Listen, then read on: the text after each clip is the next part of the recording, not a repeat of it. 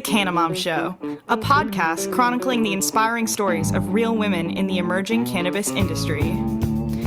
Your host, Joyce Gerber, mom, lawyer, political activist, has been speaking with women from coast to coast and around the world who are leaders in the revolution of cannabis and caregiving, continuing on her mission to lift up the stories of the women creating the cannabis industry by sharing their canna stories with you. So go make yourself a cup of tea or roll yourself a joint, sit back, and learn something new about this magical plant on The Canna Show with Joyce Gerber. From the Tip O'Neill Studios in North Cambridge, Massachusetts, it's The Canna Show. Now here's your host, Joyce Gerber. Thank you for joining us again today on The Canna Show, where we continue on our mission of crushing cannabis stigma. All right, Dave, I got to remember to get my daughter's vape pen and do that with you one day, so we can do like synchronized smoking. Yes, for the video listeners, I blow a single puff of smoke towards the camera as we begin. It's become a tradition, I guess. It's good. It's a good way to get it into the mode. All right. Before I introduce today's guest, I want to give a shout out to an event being held right here in Cambridge, Massachusetts on Tuesday, March 19th. It's at a lovely restaurant so close to me I can walk there. It's called Urban Hearth, and they're doing it in collaboration with the Green Lady, Massachusetts-based, women-owned, Black-owned cannabis dispensary in Nantucket and Newton Center. Isn't that like a nice combination for me? Very cool. Yeah.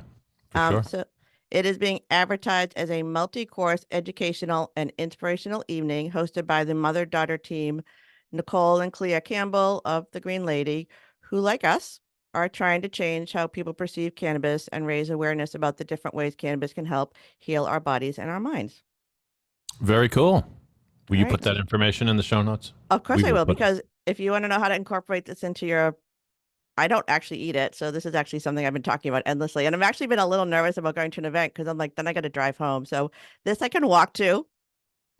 Nice. Right. I reached out to the women to see if there's any way I can add value to it, because I just think these are the kind of things I keep talking about, engaging people in a really normal way. And this restaurant is lovely. It's right in the middle of my neighborhood, and they're going to host a cannabis dinner. Very cool. Very cool. I was in Vermont over the weekend with a friend, and I brought a 6-pack of, I think it's called Buzz. It's cannabis soda. I brought root beer and orange. And everybody enjoyed it. Everybody enjoys cannabis. I know. All right. So this is on Tuesday, March 19th, which is actually my mother, who passed a few years ago. That was her birthday. So I feel like it's a sign. So I'm going to be there, and hope you will too. If you're in the neighborhood, reach out. I think they're doing 2 seatings. This is such a popular event. They're doing 2 seatings. So very cool. If you're curious and you want to come join us. All right. And then let's see. I'm going to do a quick culture corner, Dave, because today's guest has exciting stuff to do after us. Okay, let's go. The Culture Corner. All right. So Alexei Navalny, everyone's talking about him. It's not a good, he hasn't had, not good press for Russia, but I don't know if you've seen the HBO, it's a CNN HBO documentary, Navalny. It won some prizes and all that. Yeah, it's fascinating. It's one of the best documentaries I've ever seen. And because it really follows him, Navalny, it gives you an inside look of all his political maneuverings and everything, and it makes it all the more sad, as to how things ended for him, but not unexpected, right? Not unexpected. So I'd seen it before. I watched it again because I replayed it this weekend. I don't know. I can't control anything. I do a podcast out of my daughter's bedroom, but here's a guy out there. He had hope, and he created a space for that hope. Mm-hmm. And he was young. And if you don't have people like that, it's easy to fall into cynicism and hatred. And I mean, Tucker Carlson is out there saying it's okay to kill people. It's just part of your job. Like, he's starting to believe that. That's a bad place to live, people. Mm-hmm. Yeah, it's true. I mean, it is. It's like something out of a spy movie or something, he thinks they're plotting against him. They try to poison him. That's detailed in the documentary. And so then when you heard he died, it's like, yeah, he did not die of natural causes. So someone standing up, I hope that, the people listening in the cannabis industry, people who are healed and understand this, that they would stand up too, because we need more people like this, So anyways, check it out. Maybe it'll give you a perspective on how your life is. And yeah, Yeah, it's one of those it's a stories. fascinating watch. He was an inspiring guy. Yeah. Um, And it that was he didn't speak English in it, did it? Did he? he It did. was He all. did. Yeah. He's very Oh, did he funny. speak He, on he it? Yeah. calls himself a funny guy. No, I think you I need just can't humor. remember. Humor is Oh, this for thing that sure. people can hear. They can't hear like politics bores people. I think all those really engaged people piss people off. Maybe I'm part of them, but like, that engagement overwhelms people sometimes. But he tried to engage with people with humor and connection, and just the idea that there's something else. If you have to see it to believe it. So he was something they could see, and now there's people out there. He created a whole next generation. Maybe something will get better. Let's hope so. Yeah, I would hate for him to die in vain because Me it's too. just surreal. When you watch the documentary, you see this guy full of life. He's charming. He's a leader. He, some of the moves he makes are just genius, and the way he leads people. And now he's gone. It really sucks. But if he did it But right, it's like when I used to be like, I was like president of the PT, all that stuff. If you create the club isn't you. If you create an institution that's going to live on past you, so that is the hope and the dream. He has a daughter at Stanford. He's created. I kind of say this about women. Like until Supreme Court said we were humans, my age, women my age, we got to go to college and go to law school and get abortions and whatever we wanted. And we created a whole nother generation of women who are just like us. So there's more of us out there. So if the Supreme Court decides to take away our rights, there's a lot of us now, and I think he's created a whole nother generation. So that is right. the dream. That's the hope. Super quick, Joyce. Did you see what John Oliver offered Clarence Thomas? No, what? John, on his show, John Oliver is known for doing, it's comedy, but it's political commentary. And he always pulls these stunts. And his latest stunt is he offered Clarence Thomas, if he steps down from the bench, $1 million a year for the rest of his life and a fully loaded motor coach, which is what he loves. And, and he's No? serious. The offer is available for 30 days. And he says, we've looked into it and I can't believe it, but this is legal. So he's All like, right. he's fed up with all of Thomas's BS. So yeah, take that, Judge Thomas. Agree. If that's the life you want to live, Right. don't subject the rest of us to you. I just don't need it. It's Yeah. unnecessary. And there's a lot of women lawyers out there now who are running parts of that Supreme Court, which would have literally been unimaginable a generation ago. So there is progress, and we have a voice, and we exist still. So Clarence, take the motorhome, Yeah, take go it. off and do what you need to do, and help Roberts get control back of the court. Bring us back to the middle. I'm all about the middle. I used to hate the middle, but now I'm like middle. Come back to the middle. We'll take the middle now. Yeah, sure. Okay. And then before I introduce today's guest, the hemp guitar, of course, it's going to be April 20th, the giveaway. You can play it, you can smoke it. It is confirmed it's going to be displayed at the Goods Dispensary in Somerville, Massachusetts for the month of April. And just to give you some stats on it, I finally got some information that people out there who like guitars should know. Mm-hmm. So it is a solid one-piece hemp wood body. It is a mahogany neck, rosewood fretboard, 22 nickel frets, mother of pearl inlays, Goda hardware, Peter Frampton Seymour Duncan 40th anniversary pickups. Apparently that's cool. Hand rubbed oil satin finish and a glass bowl piece. I love it. There's a guitar sound effect. All right. Guitar sounds are very comforting to me, even how uncool I am because I do love musical theater. But when I hear a guitar solo, I'm like, I'm the rock mom that I was born to be. Rock on. Rock on. All right. Thank you, Dave. And today's guest. All right. Talking about growing and creating unique canna-friendly experiences, today's guest has so much to share. She is the owner of Soul Spirit, an award-winning cannabis farm in Northern California, the famed Emerald Triangle area, and a retreat where you can spend a few days enjoying delicious farm-to-table meals, tour their regenerative cannabis and food gardens, and commune with nature while enjoying all the comforts of home in their luxurious accommodations. I met today's guest in Vegas at the Feminine Forward Talks, where she also shared her beautiful flowers they grow. And I invite her here today to share her unique and inspirational canna journey, tell us more about the amazing retreats she is offering this summer, and why she believes so deeply in this plant. Please welcome to the Canna Mom Show, Judi Nelson. Welcome. Hi, Joyce. Thanks so much for having me. So normally I would say you are from Northern California. That's normally where you'd be joining us from, but you're in the Big Apple. You're right in Manhattan because you're with your family.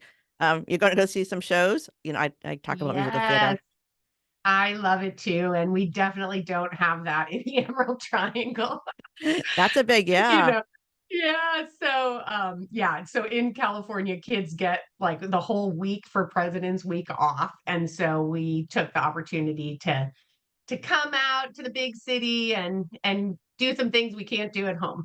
That's so funny. All right. So I always say I can't grow anything but children. I'm just not that good at plants or although I did grow my own this year and I'm helping take care of my daughter's plants. So this is a big change for you. You're in the city, you're doing your stuff, but let's talk about where you're really from. I know that you have some other stuff going on this summer. I want to talk about the retreats, but let's just start in the beginning. Like, how did you even become a cannabis farmer and set up this retreat? And um, have you always been connected to California? Is that where you're from?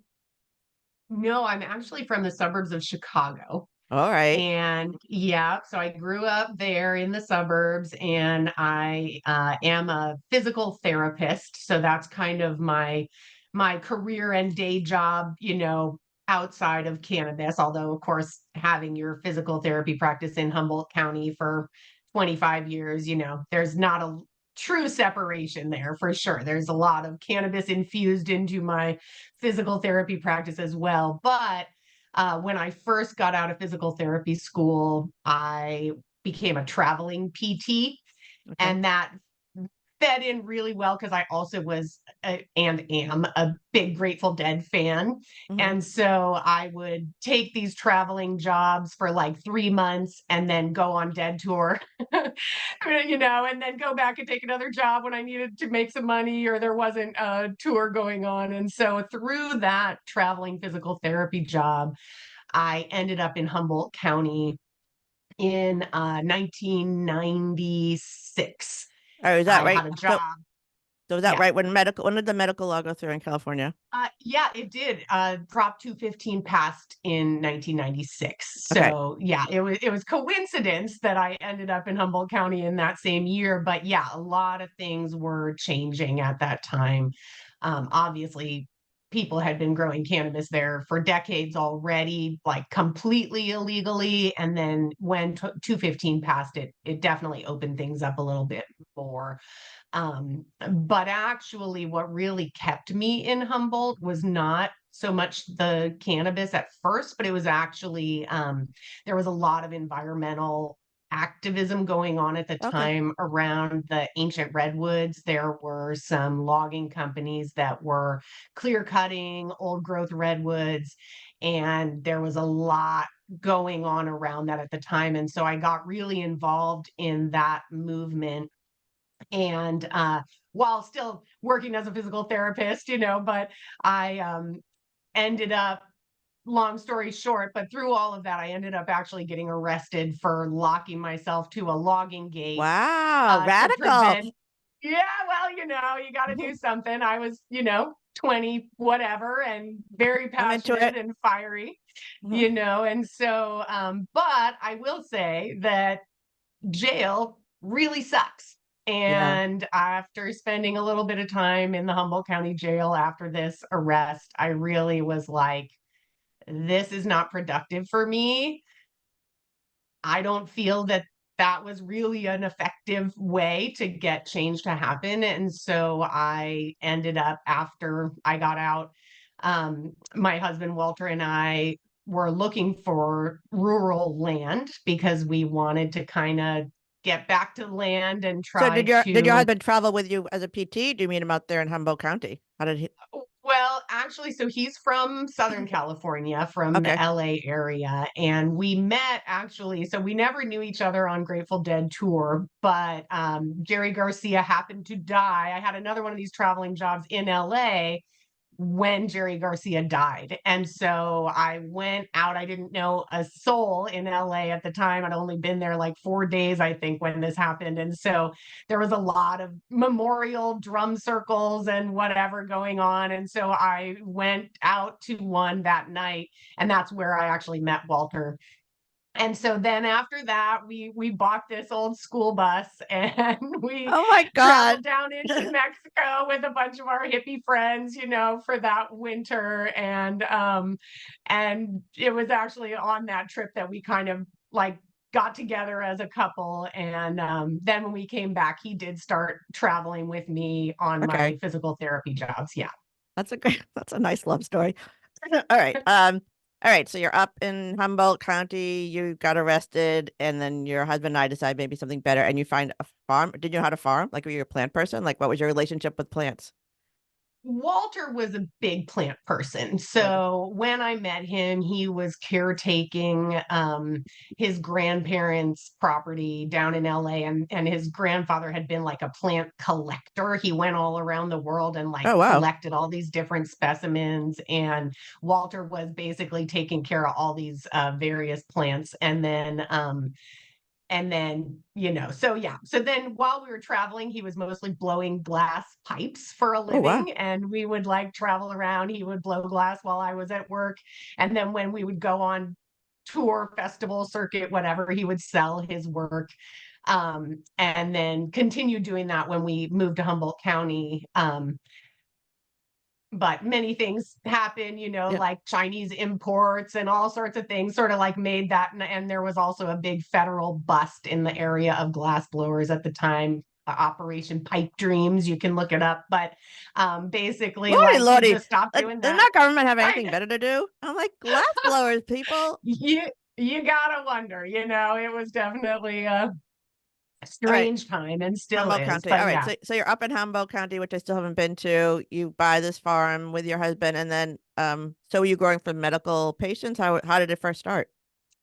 You can say that, right? Yeah. It was very loose and sort of Okay. everything was very gray at that time with Right. 215. You could have, each of us had our medical prescriptions, and then you could grow for others who had them. So you just had to have kind of a portfolio of people's prescriptions in order to like have plants for them. And so that's what we were doing. And it was just a very different Okay. world at the All right. So time. your story is so huge. So we're just going to skip a lot of years. All right. So like kind of Yes. fast forward. So I met you at Feminine Forward talks. I actually experienced your flower. I saw your packaging. I'm out here in Massachusetts in the legal market. Some of the things there's some really irritating things about the market, but one of them is packaging. But you guys are doing it differently, and you're doing it, the way I always imagined it probably should be done. But I don't know. Can you just talk about your process? Like maybe California's a whole different market. I get that. It's a whole different world out there. But just tell me about why you made the decisions that you made and like how, where you're selling your flower, that sort of thing. And then we could talk about the retreats. You bet. Yep. Yeah. So, again, we are environmental activists. Both of us are super passionate about that. And so when we decided to have a brand, when 2018 happened and Prop 64 passed in California, we wanted to be able to kind of have some control over what happened to our flower out in the world. And so we decided to create a brand, Soul Spirit Farm brand. And in 2018, there was like no good options. Honestly, it was like you had to use a plastic doob tube. There were no Oh, yeah. options, and that was just killing us. And so, we were able, we were just seeking something better, and with the child safe regulations on the packaging, it made it even harder. Right. So, we found originally, so in 2021, we did end up winning the Emerald Cup Eco-Conscious Packaging Award. And at that time, we were using these 78% recycled glass jars and some reclaimed ocean plastic lids and stuff like that. Now, this year, we've just released fully compostable packaging because unfortunately, like glass has issues, it's heavy. The world is actually running out of sand to make glass, which I didn't know until I was trying to find packaging, but the things you learn, right?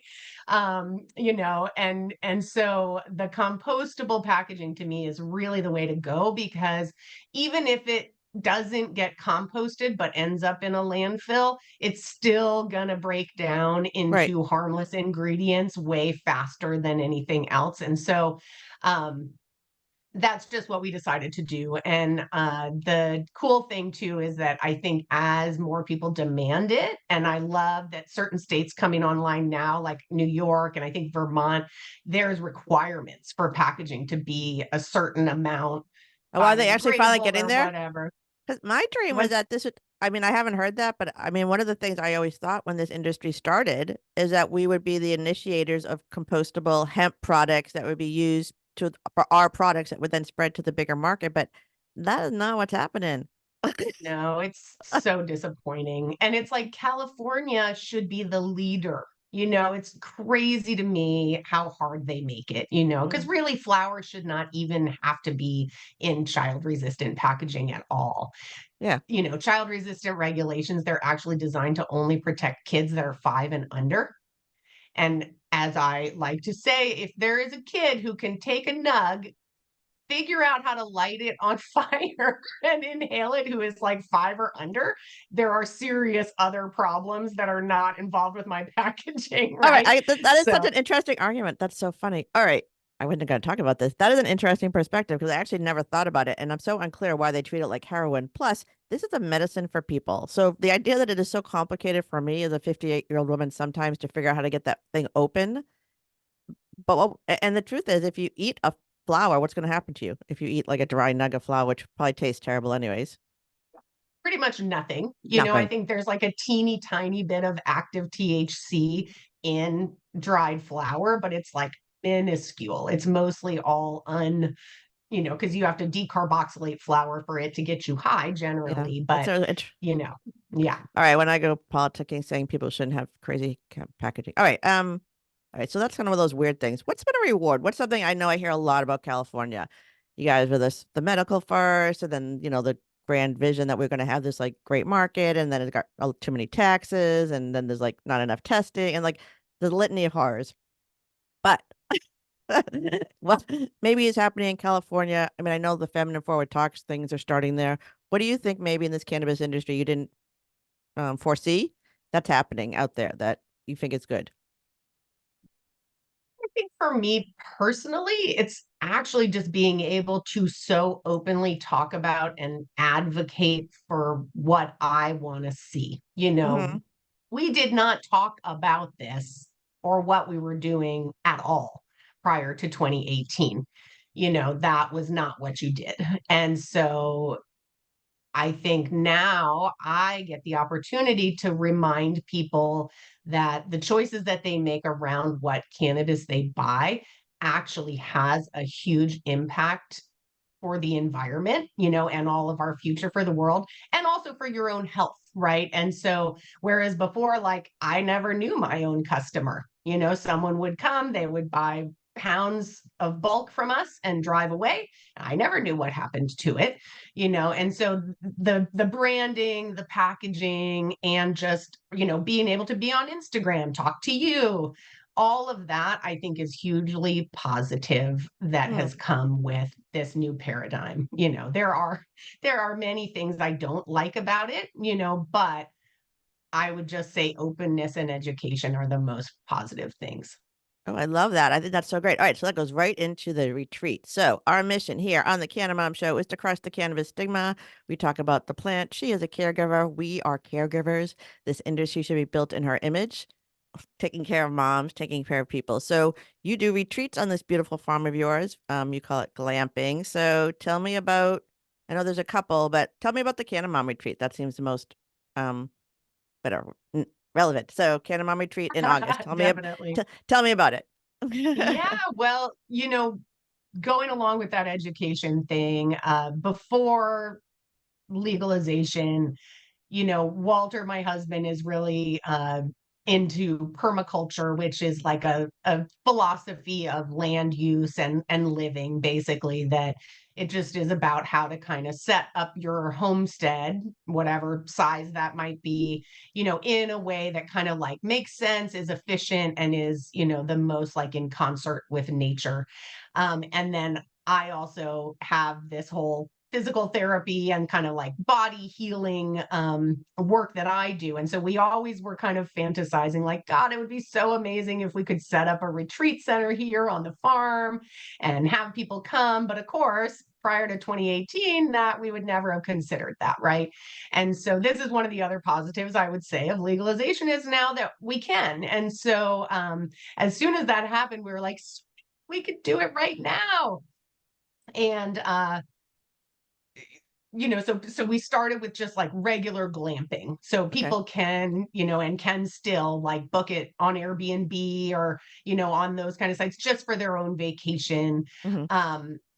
But then I also like to kind of have these more organized experiences. And so the Canna Mom Retreat was born out of being on Instagram, now getting to talk to all these people, getting to talk to people from all over the world, and recognizing how privileged I was to have my child in the place I did. Because literally, he went to like a little hippie charter school in our little town, and there was, maybe 30 families at this school. And I would say 25 of them made their living growing cannabis, right? And so it was a very, just like, it was normal. There was no question. All of my mom friends, smoked weed. We'd be at a big potluck with all the community families, and like nobody is hiding that they're consuming cannabis from their kids. And, so that was sort of my reality as a mom. And I never actually even knew what other people put up Get with where out. they live. I had no Really? idea. I had no idea You that grew up in people. Chicago, though. Well, but I didn't have a kid then, and I had my kid later. I was 36 when I had him, so I'd already been living in the That's so funny. triangle That for is such like, yeah. that's such, So that's such a good story. That's such again the good Canna Mom story. So when I talk about my own, I had an awakening. My kids were teenagers. I came back. I told them everything I know about pot is wrong. They were psyched. And now it's evolved to like, we have a full canna porch, and I talk about this all day, all long, and it's like normalized. But it took, I took a little extreme measure. But most kids don't grow up in this world. So you're one of those, like, not only in your family, but in your entire community, you've broken the stigma. Right. And so really what I am wanting for the moms who come to the Canna Mom Retreat is to just have that experience for themselves. Like, this is what it feels like to be in a place surrounded by other moms who think this is completely normal and awesome. And you're in this place where nobody is going to judge you. Everybody there likes cannabis too, and we all then, and of course, like, that's the main So tell impetus me, okay, so I behind know me doing it. it's in August, right? It's August, but 8th to the 11th, 8th right? through the 11th. Yep. So what are you offering? What are the accommodate? Okay, so again, I'm not really a camper. So what are the accommodations like, and what are the food that's is going to be amazing, it sounds like, and then what other things are going on that weekend?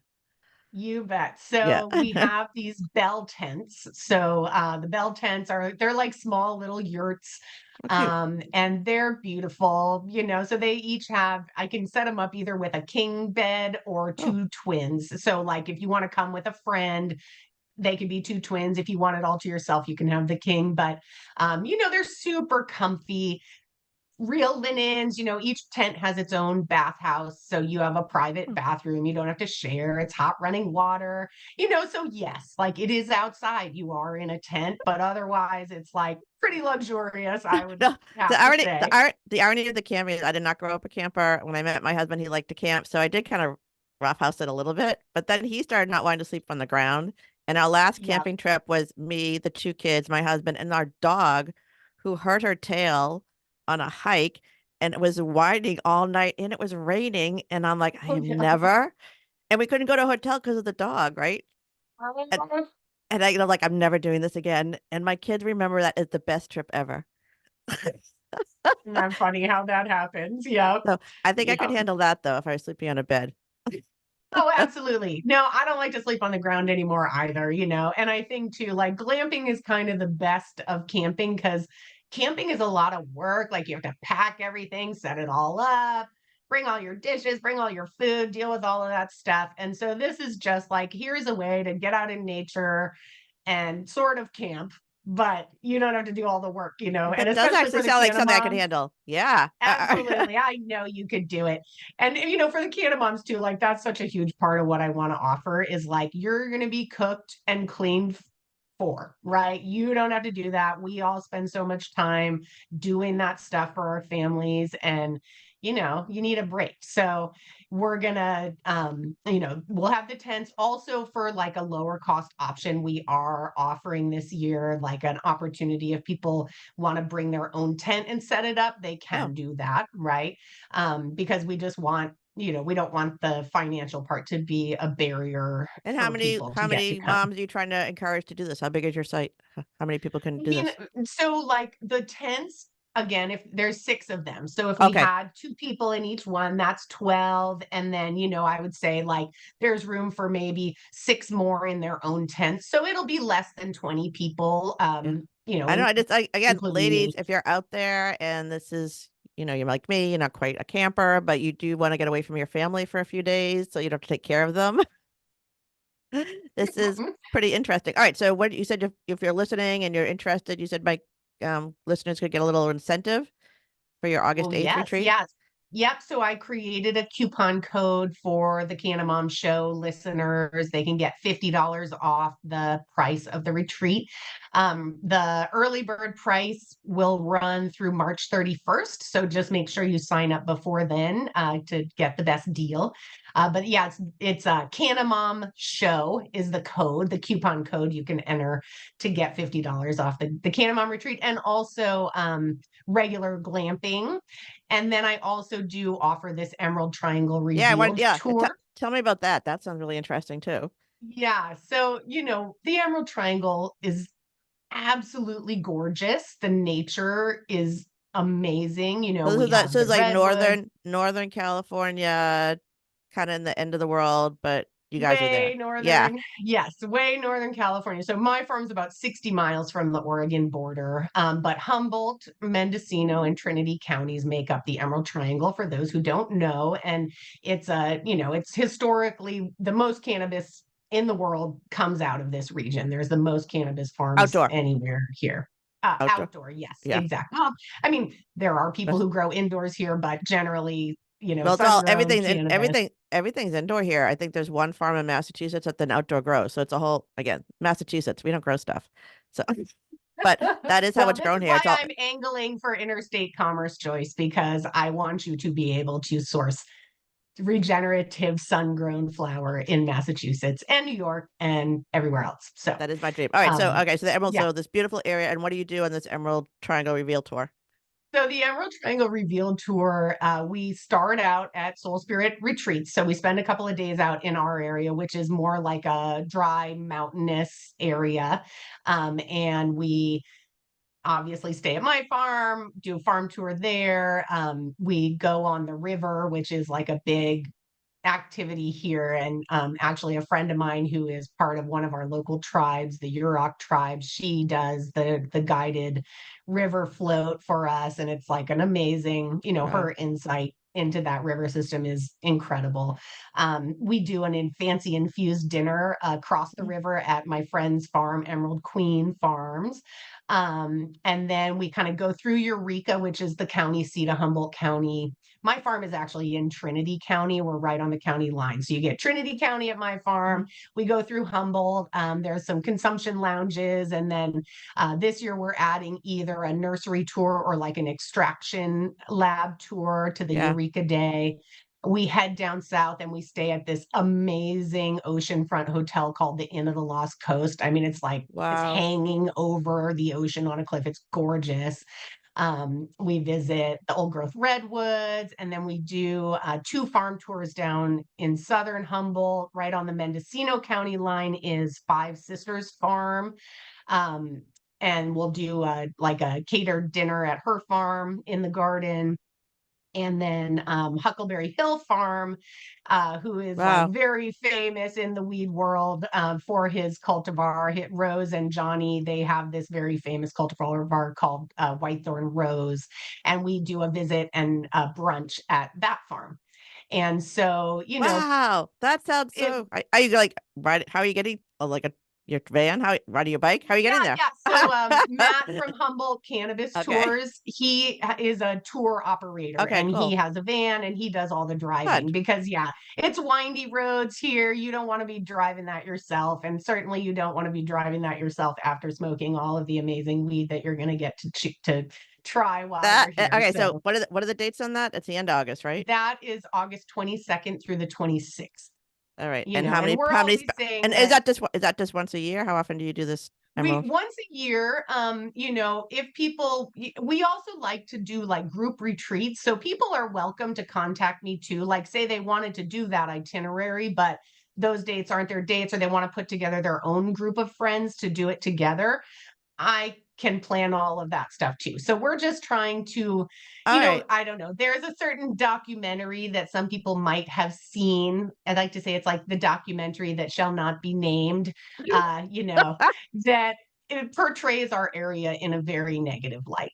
And that is not my experience at all. Like, to me, the culture of the Emerald Triangle, raising kids here, like, it was an absolutely like beautiful, wonderful, sweet community. Like, many of my friends who are single moms were able to stay home with their kids through growing cannabis.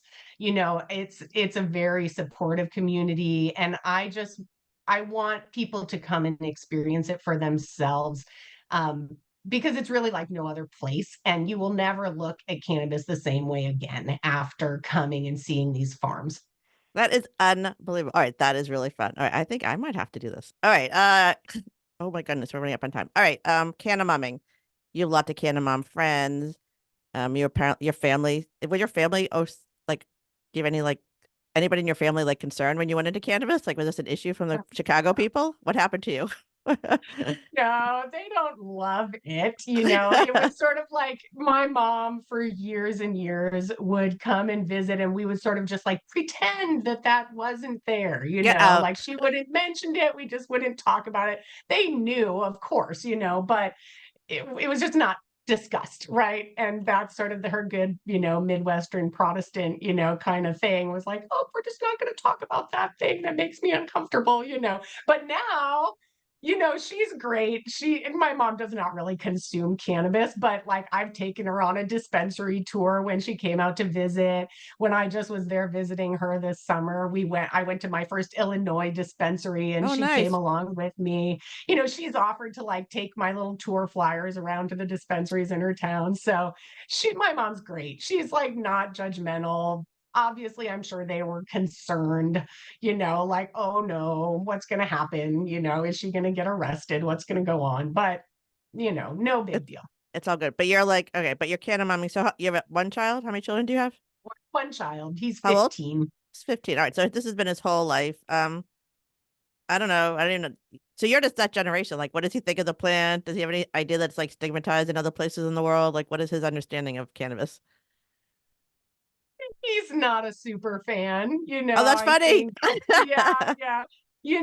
I think he's definitely seen both Walter and myself like kind of get overtaken by this business. The Mm, past like 5-6 years, we've just been grinding so hard to try to make this thing work that, I would say right now he has a fairly negative opinion of cannabis, and isn't interested in trying it himself, and that's fine. that is the prediction. That's so funny. So if you make it so it's your parents' thing, the kids do not care about it, right?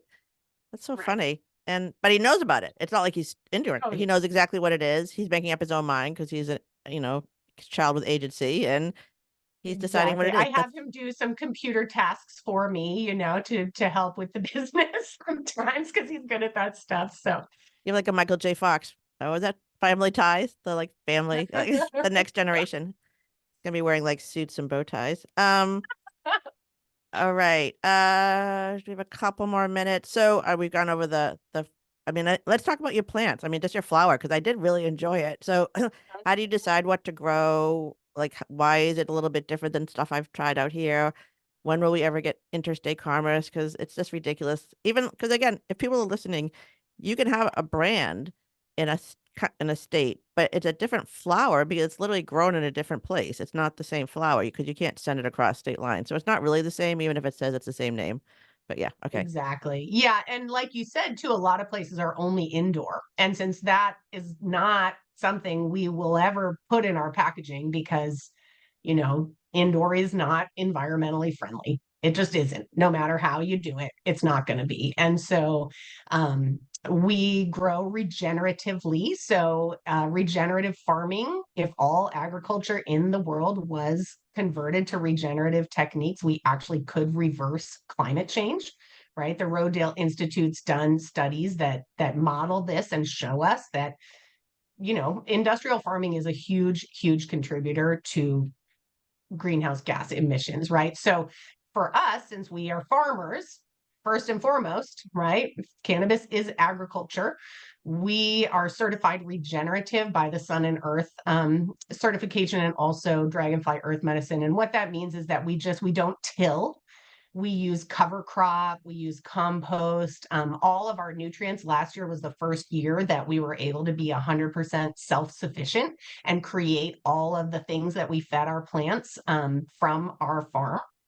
So, we're just always trying to become like more and more and more, not just sustainable, but actually regenerative, right? To give back, not just to maintain. And so part of that is why our flower is probably different than some of what you've had at home is because, the sun, right? That's one thing about the Emerald Triangle. It has the perfect climate for growing cannabis, and you really can't reproduce that easily. So there's just the sun right off the bat. We haven't tilled on our farm in more than 20 years. So we've just been building up the soil life, the microbes and stuff in the soil, and then that feeds the plants. So ultimately, when you're feeding a bunch of nutrients and fertilizers and stuff, it is going to affect the taste of the flower. And so by not doing that, by having all of our stuff be very, very natural and produced on site, what you really get is that terroir, to use like a wine term, right? Like what you taste in our flower is an expression of our particular piece of land, right? And then of course, our methods of growing it. So it's because we're small, we can interact with every plant every day. So everything gets lots of care. Is cannabis doing that like the wine country? Are they actually, I don't even know how the wine country works that way, but is that something that's actually Yes. happening in the world where you are? Appellations. Yeah, appellations. California, when they did Prop 64, they wrote into the law the development of cannabis appellations, right? And the thing about that is that the process to actually register an appellation and get it, legally certified or protected is a huge, long process. And so there's pilot programs going on right now in the area. We've all been working together. I'm on the board of the Willow Creek Cannabis Alliance, which is our local alliance for all the farmers in my area. And we've tried to kind of map these things out and be like, who has the same climate, who has the same conditions. We're in a very varied area. So figuring out how to define that is a challenge. But, we keep saying we want to be the Napa, kind of for tourism and of cannabis. And that goes along with the tours, goes along with the glamping, and then also goes along with hopefully one day creating this Willow Creek appellation for cannabis. It's like Italy. It's like when you go to Europe, like all these tours. That's exactly how it works. And this idea that you are doing something that's regenerative. I never hear that word, honestly. And I keep thinking about if we just had hemp planted across the country, think of how much soil could be cleaned up. I just, again, I don't plant anything. I'm not but it just seems like something that's obvious. Right. It really is. It's really frustrating to me sometimes, how slow these things move. Like that Rodale Institute study came out in 2011. All right, but you're doing it again. The women I talked to on the show who are building this industry are becoming the people they needed. They are showing this that there's a new way to do things. It doesn't have to be done the same way over and over again. The rules were made up. We can make up new rules. That's kind of how this works. And you're saying this is how this industry should look. No one had done it before you, so this is how it should look because it does look this way. You've done it. That's amazing. Oh my goodness, Judi. All right. I know you got to get to your big day in the Big Apple. What are you seeing later? We're going to Sweeney Todd this afternoon, and then we're going to see Hadestown tonight. Ooh, double back to back. My parents used to do that. The reason I know so much about musical theater is because for some reason we would go from Boston to New York all the time. No one could agree on music, so we'd have to listen to show tunes. And then my mother, they would get whatever. And we always saw shows. So it was like this thing. It was the music of my life. I know a lot of Jacques Brel. I know a lot of like. I'm so excited too because Ani DeFranco has joined the cast of Hadestown like 2 weeks ago, and she is one of my absolute favorite musical artists. So I'm super stoked about that. Oh, you're gonna have a good time. You're gonna love it. All right. So if people want to connect with you, if they want to go on one of the glamping trips, if they want to book one for their own family, if they just want to find out where to find you in California, what's the best way to reach you? Yeah, so the website for the retreats and the glamping is soulspiritretreats.com, and that's SOL like the sun, not SOUL, which some people get confused about. But soulspiritretreats.com. Our farm website is soulspiritfarm.com. And then both of those are handles on Instagram as well. So I manage the Soul Spirit Retreats Instagram. So if you message that one, you'll be talking to me. If you message the farm one, you would be talking to my husband, Walter. Awesome, Walter. All right. So enjoy your day. Thank you again. And that's another show. So for my guest, Judi Nelson, of course, my Canna bro, David Jazz, and our Canna Mom Show team, I want to thank you for taking the time to listen to the Canna Mom Show. We're on a mission to enhance the impact women are having on the emerging cannabis industry by sharing and preserving their stories of love, kindness, wisdom, and hope. Thank you for listening and sharing these stories because together we're going to crush that stigma around cannabis and caregivers. I'm your host, Joyce Gerber. This is the Canna Mom Show, and we are a production of Pod 617, the Boston Podcast Network.